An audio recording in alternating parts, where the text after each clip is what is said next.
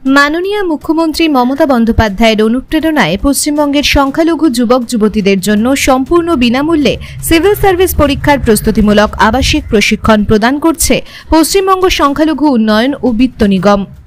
এই প্রশিক্ষণ নিতে শিক্ষার্থীর বয়স হতে হবে 22 থেকে 34 বছরের মধ্যে, শিক্ষাগত যোগ্যতা কমপক্ষে স্নাতক পাস। এছাড়াও মাধ্যমিক, উচ্চ মাধ্যমিক অথবা স্নাতক যে কোনো পরীক্ষায় 60% নম্বর পেতে হবে। যে সমস্ত প্রার্থী সংখ্যালঘু বিষয়ক ও মাদ্রাসা শিক্ষা দফতর আয়োজিত যে কোনো কোচিংয়ে প্রশিক্ষিত হয়েছেন তারা এই কোচিংয়ের জন্য আবেদন করতে পারবেন না। আবাসিক এই প্রশিক্ষণের সময়কাল 1 বছর। এই প্রশিক্ষণটি প্রদান করা হবে নবাবের জেলা মুর্শিদাবাদে।